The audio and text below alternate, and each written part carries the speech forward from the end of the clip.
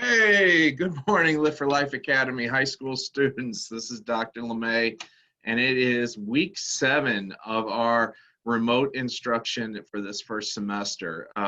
What a journey it has been. I am very proud to report that so many of you are making progress. You're really getting the hang of this whole remote instruction thing, especially through Google Classroom for those Google Classroom students.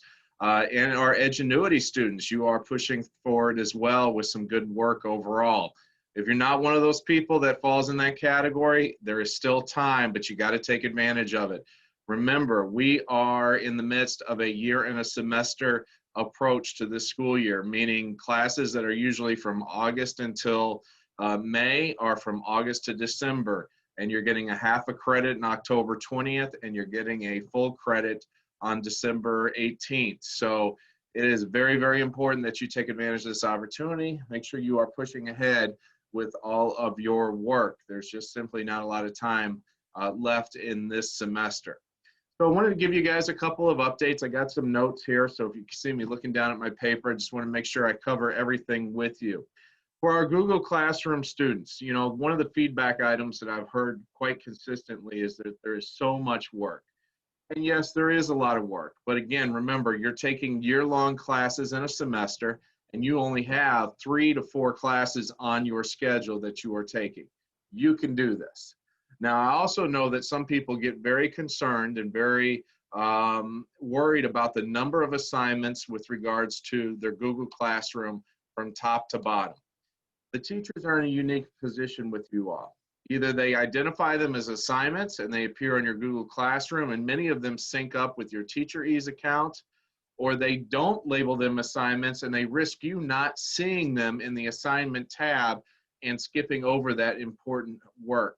So the teachers have generally taken the approach of labeling everything, both big and small, as assignments. And for you all, you view everything sometimes as the same, and we know that they are not. Sometimes those assignments are short 5-minute videos. Sometimes they're a reading that might take 30 minutes or 45 minutes.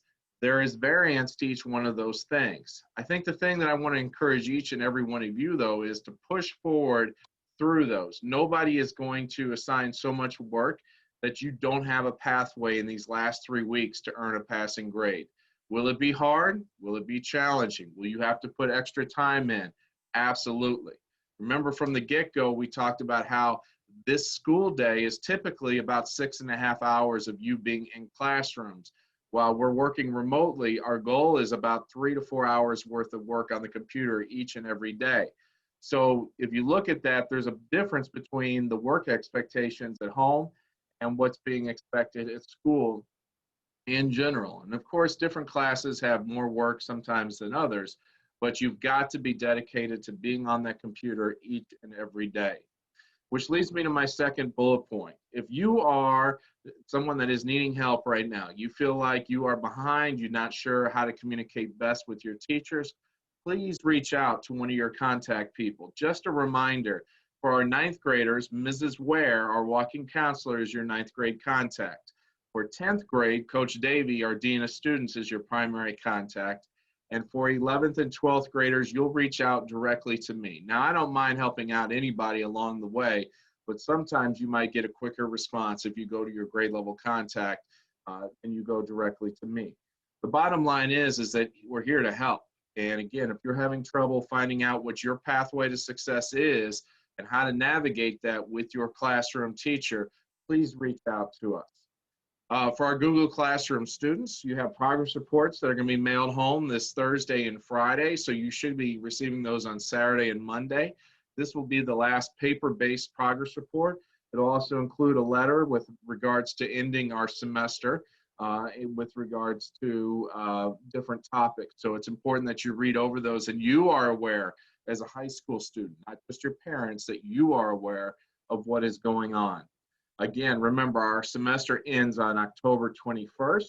We'll have some sort of virtual parent-teacher conference. We're still working on the details there for Thursday, October 22nd, and Friday, October 23rd. So a lot of information I just threw at you. And again, we'll try to keep you guys updated by both email, the letters that are going home, and whatever other means that we can. If you're calling up here or you're shooting us individual emails, we want to make sure that you guys feel like you know what's going on.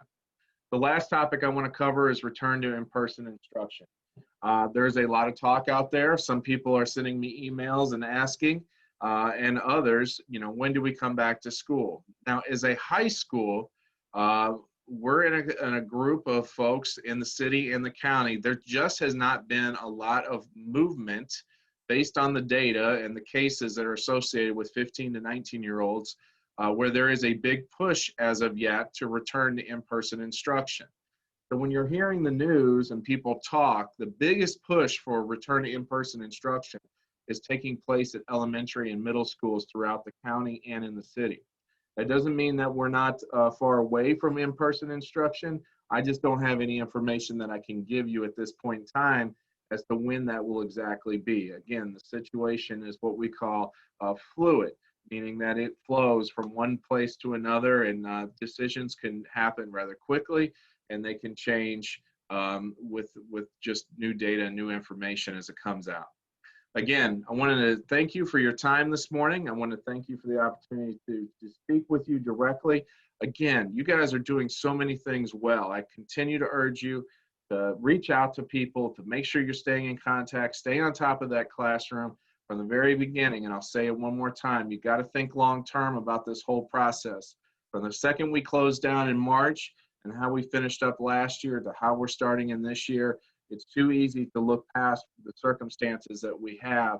You've got to look long-term in terms of your credits. Where do you want to be by the time you get ready to graduate high school? Where do you want to be that first year after high school and building your lives and, growing up in it's a really interesting time. So again, a lot going on.